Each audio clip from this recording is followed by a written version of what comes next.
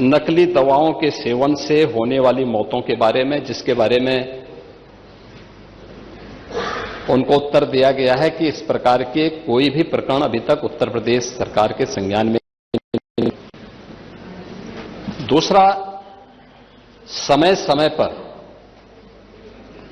इस दिशा में खाद्य सुरक्षा और औषधि प्रशासन विभाग के द्वारा छापेमारी की कार्रवाई भी होती है। उत्तर प्रदेश के अंदर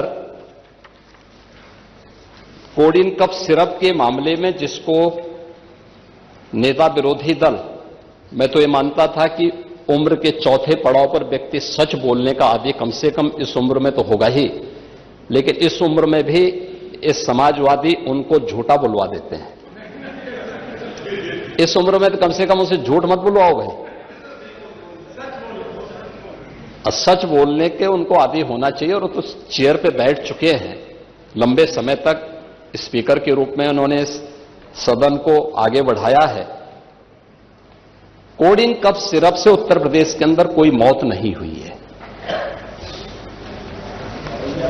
एक। दूसरा, इस मामले में एनडीपीएस के अंतर्गत कार्रवाई होगी। ये उत्तर प्रदेश सरकार इस मामले को कोर्ट में जीती है, उत्तर प्रदेश ने इस मामले को लड़ा है। तीसरा, उत्तर प्रदेश में इसका जो सबसे बड़ा होलसेलर, जो बड़े होलसेलर हैं, जिसको सबसे पहले एसटीएफ ने पकड़ा था 2016 में, उसको लाइसेंस समाजवादी पार्टी ने जारी किया था। जो फोटो रिलीज हो रही है, देश के अंदर दो नमूने हैं, एक दिल्ली में और एक लखनऊ में बैठते हैं। जब देश में कोई चर्चा होती है तो तुरंत वह देश छोड़ करके भाग जाते हैं। और मुझे लगता है कि यही आपके बबुआ के साथ भी हो रहा होगा। वह भी देश से फिर जाएंगे इंग्लैंड की सैर सपाटे में, और आप लोग यहां चिल्लाते रहेंगे। महोदय, कोडिन कफ सिरप का मुद्दा जो इन्होंने उठाया है, मुद्दा था नकली दवाओं के सेवन के कारण होने वाली मौतों का। और उसके बारे में हमने पहले ही बताया है कि नकली दवा के कारण होने वाले मौत के प्रकरण की कोई भी बात अभी तक शासन के संज्ञान में नहीं आई है। और समय समय पर एफएसडीए विभाग इसको लेकर के छापेमारी करती है, कार्रवाई करती है। कंपनियों में भी इस प्रकार की कार्रवाई होती है। यूपी के अंदर कोडिन कफ सिरप, इसके केवल स्टॉकिस्ट हैं, होलसेलर है। इसका यहां पे प्रोडक्शन होता है।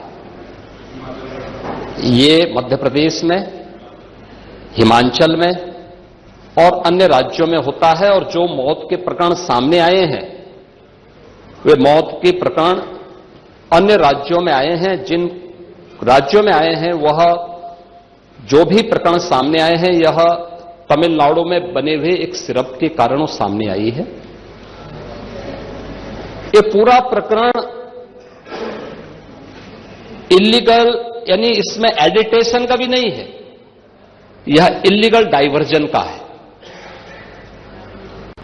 इस डाइवर्जन के माध्यम से इन होलसेलर ने, जिसमें सहारनपुर का भी है, गाजियाबाद का भी है, वाराणसी का भी है, लखनऊ का भी है और कानपुर का भी है, इन लोगों ने इसको उन देशों में पहुंचाया है, उन राज्यों में पहुंचाया है जहां मद्य निषेध है, लेकिन वहां पे नशे के आदी लोगों को इसको लेने की एक आदत सी है, तो वहां पर उसका दुरुपयोग किया गया है। जबकि बिना चिकित्सीय परामर्श के इसका सेवन नहीं हो सकता, खासतौर पर बच्चों के लिए।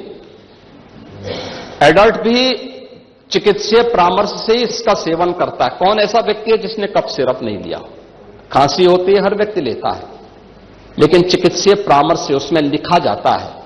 क्योंकि पढ़ाई लिखाई से आप लोगों का कोई वास्ता है नहीं, इसलिए आप लोग हमेशा इस प्रकार की बातें करते हैं।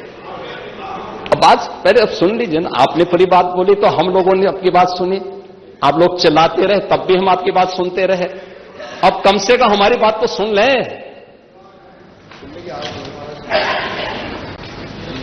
ये कार्रवाई सरकार ने की है और सरकार ने इसके लिए 79 अभियोग अब तक दर्ज किए हैं। इसमें 225 अभियुक्तों को इसमें नामजद किया है। 78 अभियुक्त अब तक गिरफ्तार हुए हैं।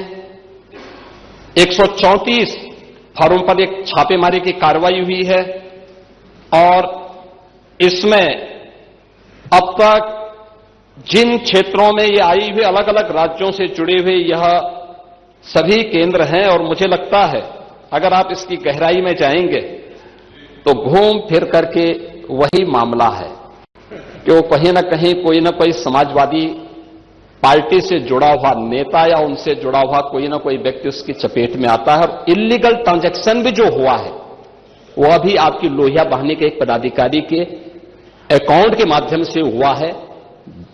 एसटीएफ इसकी जांच कर रही है। इस पूरे मामले में हाईकोर्ट से उस पूरे मामले को एनडीपीएस के अंतर्गत इस मामले में मुकदमा चलना चाहिए। यह उत्तर प्रदेश सरकार ने इस लड़ाई को लड़ा है और उसको जीता है और इस मामले में कोई भी अपराधी छूटने नहीं पाएगा।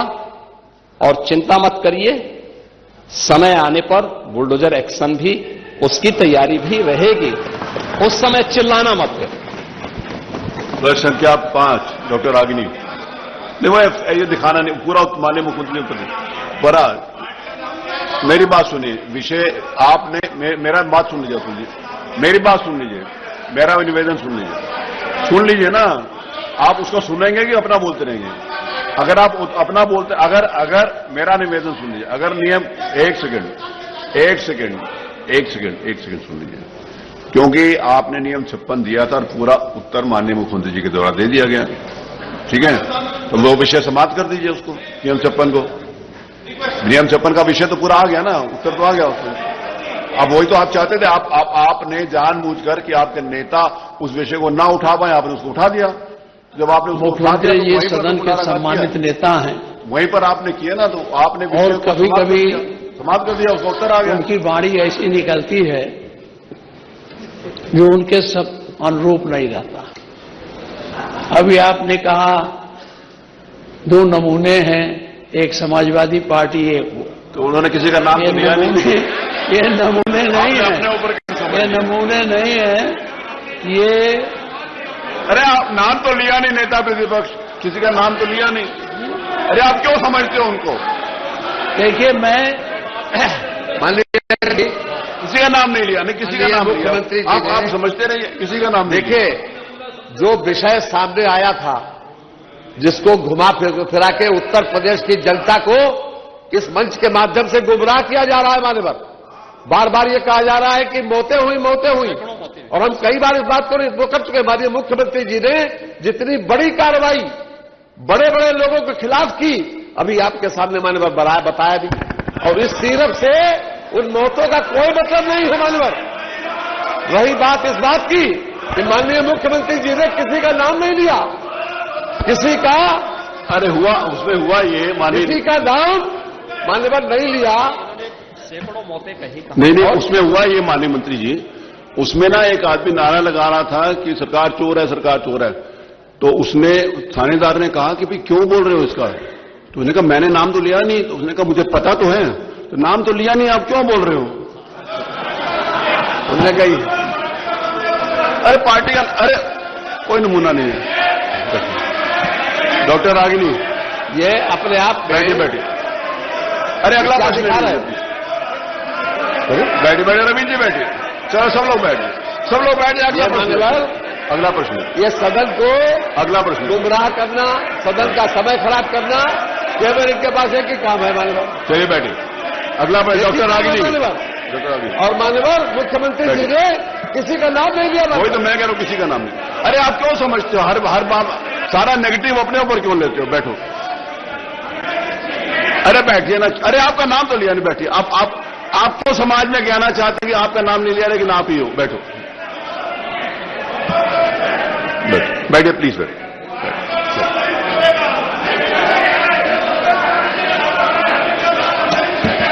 नहीं, उसमें आपने भी तो कहा ना कि सरकार संरक्षण दे रही है, तो सरकार संरक्षण तो उन्होंने बताया आपको।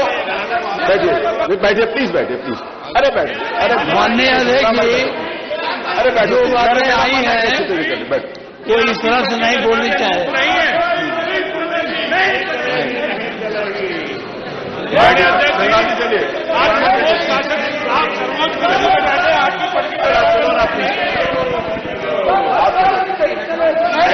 चलिए, नहीं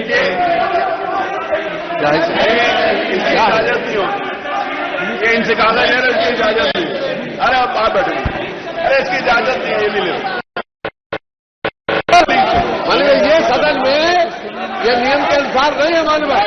अगर इनको कोई चीज दिखानी थी तो पहले मान्यवर वहां टेबल करना चाहिए था। वो कह रहा हूँ वो अलाउड नहीं है, वो अलाउड नहीं है, टेबल करना चाहिए था पहले। आप चलो, प्लीज चलो। क्या कहे ये सदन का समय खराब कर रहे मान्यवर। एक नियम उठाया था और उस वक्त तो चर्चा करेंगे, पहले चलो प्लीज चलिए, चलिए आप लोग चलो अपनी जगह पे। हर चीज का जवाब मुख्यमंत्री जी के द्वारा दे दिया गया पूरा जवाब। उसके बाद इसका कोई मतलब नहीं है मान्यवर। ये सरकार पूरी तरीके से जो लोग इसमें दोषी पाए गए उनके खिलाफ कार्रवाई कर रही है। वो सीरत, उस सीरत का कोई मतलब नहीं है मौतों से। उत्तर प्रदेश में एक भी मौत नहीं हुई, उसके बाद भी ये जनता को गुमराह कर रहे हैं, इस मंच को नाजायज तरीके से इस्तेमाल कर रहे हैं। इस कोई मंच को नाजायज तरीके से इस्तेमाल कर रहे हैं मानव। आप लोग चलो प्लीज, चलो, अरे चलो प्लीज चलो, चलिए चलिए, आइए चलिए, प्लीज चलिए।